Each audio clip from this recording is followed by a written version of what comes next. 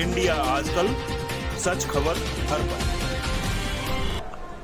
Hello दोस्तों, नमस्कार।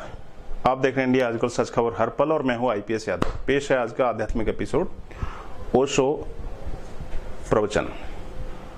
ओशो कहते हैं, मुझसे अक्सर ही लोग पूछते हैं कि आपने लाओ त्से पर बोलना क्यों चुना। इस वक्त के जवाब में ओशो कहते हैं कि इसके बहुत बड़े कारण हैं। एक तो लाओ त्से की पूरी परंपरा करीब नष्ट होने की स्थिति में है और चीन लाओ त्से की सारी व्यवस्था को, उसकी चिंतना को, उसके आश्रमों को, उसके सन्यासियों को आमूल चूल नष्ट करने में लगा हुआ है।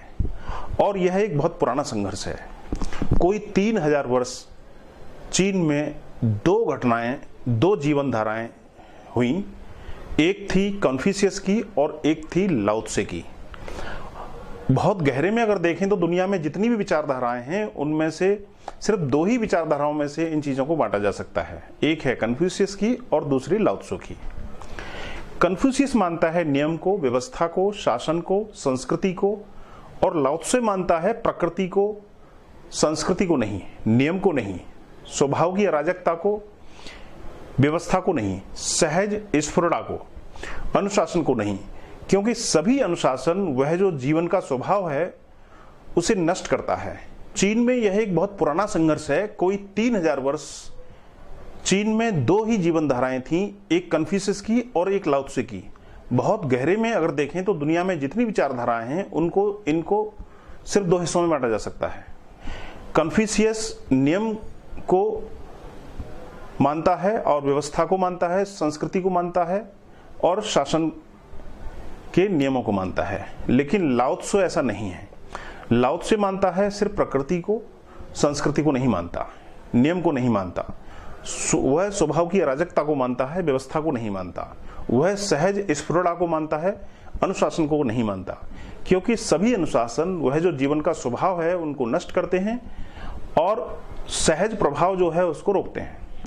तो दुनिया की सारी चिंतनाएं, विचारधाराएं सिर्फ दो ही हिस्सों में बांटी जा सकती हैं। एक वे जो मनुष्य को अच्छा बनाना चाहती हैं और एक वे जो मनुष्य को सहज बनाना चाहती हैं। एक वे जो मनुष्य को पूर्ण बनाना चाहती हैं, कोई प्रतिमा, कोई आदर्श जिसके अनुकूल मनुष्य को ढालना है, और एक वे हैं जो मनुष्य को स्वाभाविक बनाना चाहती हैं, कोई आदर्श नहीं देना चाहती, कोई प्रतिमा नहीं देना चाहती जिसके अनुसार मनुष्य को ढालना हो।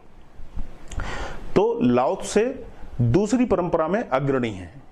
लाओ त्से के समय में भी उसके विचार को नष्ट करने के बहुत उपाय किए गए। कन्फ्यूशियस को मानने वालों ने सब तरह से उसके विचार का अंकुर ही नहीं पनप पाए, उसके विचारधारा आगे नहीं बढ़ पाए, इसकी पूरी चेष्टा की। क्योंकि कन्फ्यूशियस के लिए इससे बड़ा कोई खतरा नहीं हो सकता था। तो लाओ त्से कहता है कि कोई नियम नहीं है, क्योंकि सभी नियम विकृत हैं। लाओ त्से कहता है कि स्वभाव सहजता ऐसा बहे जैसे नदियां सागर की तरफ बहती हैं। रास्ते बनाने की जरूरत नहीं है, क्योंकि सभी रास्ते मनुष्य के साथ में जबरदस्ती करते हैं और नियम देना खतरनाक है, क्योंकि सभी नियम हिंसा करते हैं। लाओ त्से कहता है कि अगर मनुष्य को उसके आंतरिकतम केंद्र पर के अनुसार छोड़ दिया जाए तो जगत में कुछ भी बुरा नहीं होगा। मनुष्य को अच्छा बनाने की जरूरत नहीं है, मनुष्य को उसके आंतरिक स्वभाव के साथ में छोड़ देने की जरूरत है। चेष्टा की जरूरत नहीं है, क्योंकि चेष्टा मनुष्य को विकृति में ले जाएगी।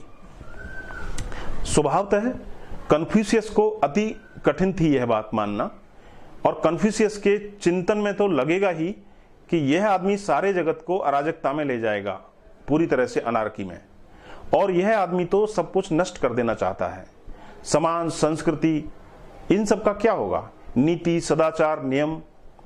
3000 साल से कन्फ्यूशियस के मानने वाले लाओ त्से के सन्यासियों को, उसके शास्त्रों को, उसकी धारा में बहने वाले लोगों को सब तरह से उसकी जड़ें चीन में जम नहीं पाए, इसकी पूरी चेष्टा कन्फ्यूशियस और उसके साथी लगे रहे। और लाओ त्से के अनुयायी तो संघर्ष भी नहीं कर सकते थे, क्योंकि यह उनको अपने स्वभाव के विपरीत लगता था। क्योंकि संघर्ष में भी उनकी कोई आस्था नहीं थी। उनकी आस्था तो समर्पण में है। वे तो नहीं मानते कि किसी से उनका कोई विरोध है, इसलिए उन्होंने तो कोई संघर्ष भी नहीं किया, लेकिन फिर भी वे जीवित रहे। लेकिन माओ त्से तुंग ने उनकी सारी व्यवस्था को आमूल तोड़ डाला। माओ त्से तुंग कन्फ्यूशियस से सहमत है, और अगर हम ठीक से समझें तो कम्युनिज्म कन्फ्यूशियस से सहमत होगा ही। कन्फ्यूशियस कहता है कि समाज के हाथ में नियंत्रण चाहिए, और लाओ त्से कहता है कि व्यक्ति पूरी तरह से स्वतंत्र है, किसी के हाथ में उसका नियंत्रण नहीं होना चाहिए। कन्फ्यूशियस से जो धारा चलती थी वह माओ त्से तुंग में आकर के पूरी हो गई, और माओ त्से तुंग के हाथ में पूरी ताकत आ जाती है।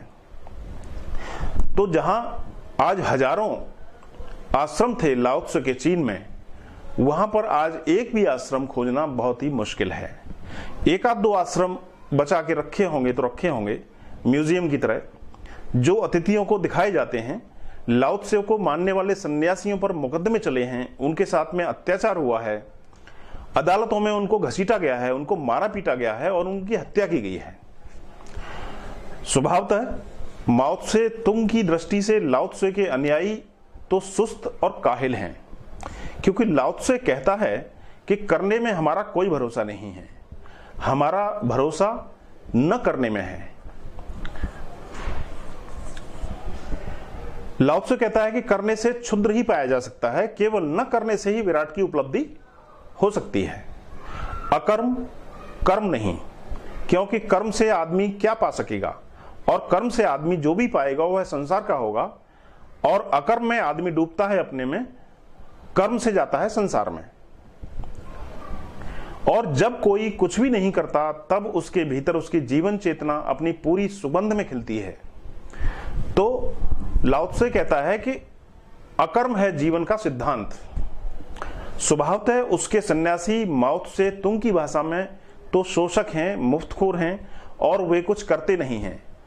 कर्म तो जरूरी है, इसलिए भी मैं लाओ त्से पर विचार कर लेना जरूरी समझता हूं, कहते हैं ओशो। क्योंकि यह हो सकता है कि आने वाले दिनों में लाओ त्से का एक भी सन्यासी खोजना मुश्किल हो जाए।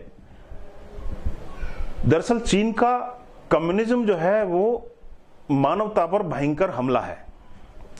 न केवल चीन से बल्कि तिब्बत से भी सारी संभावनाओं को विनाश करने की चेष्टा चीन ने हमेशा की है। तिब्बत में भी लाओ त्से और बुद्ध को मानकर चलने वाला एक वर्ग था, बड़ा वर्ग था। शायद पृथ्वी पर अपने तरह का अकेला मुल्क था तिब्बत, जिसको हम कह सकते हैं कि पूरा का पूरा देश एक आश्रम था, जहां पर धर्म मूल था और बाकी सब चीजें गॉड थीं। जहां पर हर 4 आदमियों के बीच में एक सन्यासी था, और ऐसा कोई घर नहीं था जिसमें सन्यासियों की एक लंबी परंपरा न रही हो। जिस बाप के 4 बेटे होते, वह एक बेटे को तो निश्चित ही संसार की सन्यास की तरफ भेजता था, क्योंकि वही परम धर्म था। लेकिन चीन ने तिब्बत को भी अपने हाथ में ले लिया, और तिब्बत में भी सन्यास की गहन परंपराएं बुरी तरह से तोड़ डाली गईं। कोई संभावना नहीं दिखती कि तिब्बत अब बच सकेगा, कहते हैं ओशो। आज से 50 वर्ष पूर्व कहा है ये बात, जो आज भी उतनी ही। तो दलाई लामा तिब्बत से जब हटे तो चीन की पूरी कोशिश थी कि दलाई लामा तिब्बत से हट न जाए।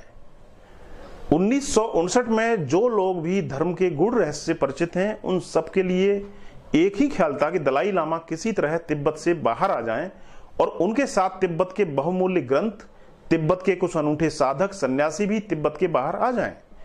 लेकिन बाहर आ सकेंगे यह असंभावना थी। कोई चमत्कार हो जाए तो ही उनके बाहर आने का उपाय था, क्योंकि दलाई लामा के पास कोई आधुनिक साज सामान, कोई फौज, कोई बम, कोई हवाई जहाज, कोई सुरक्षा गार्ड, कोई बड़ा उपाय उनके पास नहीं था। और चीन ने पूरे तिब्बत पर कब्जा कर लिया।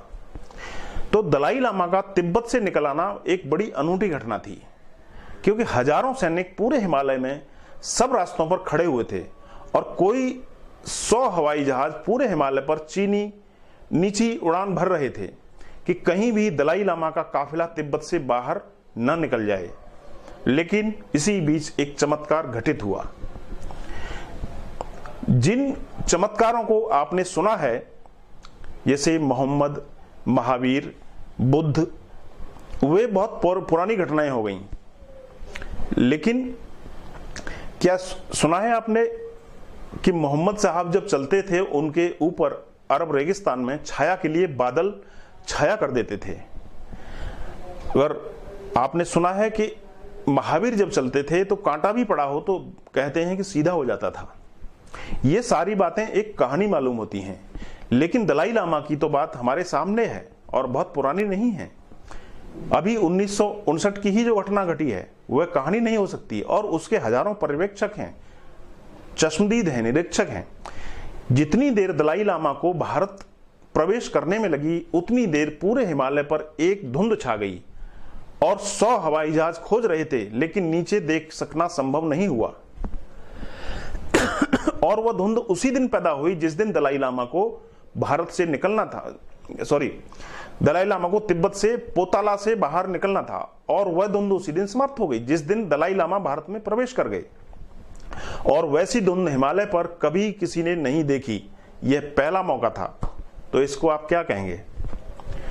तो जो लोग धर्म की गूढ़ धारणाओं को समझते हैं उनके लिए यह एक बहुत बड़ा प्रमाण था, और वह प्रमाण इस बात का था कि जीवन में जो भी श्रेष्ठ है, अगर वह विनष्ट होने के करीब हो तो पूरी प्रकृति भी उसको बचाने में साथ देती है। तो लाओ त्सो की पूरी परंपरा नष्ट होने के करीब है, इसलिए दुनिया में बहुत तरह की कोशिश की जाएगी कि वह परंपरा नष्ट न हो पाए, उसके बीज कहीं और अंकुरित हो जाएं और कहीं पर उसके बीज स्थापित हो जाएं। और मैं जो बोल रहा हूं वह भी उस बड़े एक प्रयास का हिस्सा है। और लाओ त्सो को अगर कहीं भी स्थापित करना हो तो भारत के अतिरिक्त और कहीं पर स्थापित करना बहुत मुश्किल है। दलाई लामा को भी जरूरी नहीं था कि भारत भागें, कहीं और भी जा सकते थे, लेकिन कहीं और वह आशा नहीं थी जो उनको भारत में थी। वे जो लाए हैं वे किन्हीं हृदय तक पहुंचता हो या पहुंचाना हो तो उन हृदयों की संभावना कहीं दूसरी जगह पर नहीं हो सकती है। इसलिए लाओ त्से पर बोलने का मैंने चुना है। कहते हैं ओशो कि शायद कोई चीज आपके मन में पड़ जाए, शायद कोई अंकुरित हो जाए, क्योंकि भारत समझ सकता है। अकर्म की धारणा को सिर्फ भारत ही समझ सकता है। निसर्ग की, स्वभाव की धारणा को भारत समझ सकता है, क्योंकि हमारी भी पूरी चेष्टा यही रही है हजारों वर्षों में। स्वर्ग और पृथ्वी का आलिंगन, प्रवचन नंबर 65 ताओ उपनिषद भाग 4। ये देख रहे थे आप ओशो का लाओ त्से पर एक बहुत ही अमूल्य डिस्कोर्स, जिसको आप इंडिया आजकल सच हर खबर पर देख रहे थे। अगर आपको यह वीडियो पसंद आया हो तो आप इसको लाइक, शेयर और सब्सक्राइब भी करें, ताकि दूसरे लोगों तक भी यह पहुंच सके। और चैनल को सब्सक्राइब करेंगे तो आपको हमारे सभी नए और पुराने और आने वाले वीडियो देखने को मिलते रहेंगे। धन्यवाद। इंडिया आजकल, सच खबर हर पल।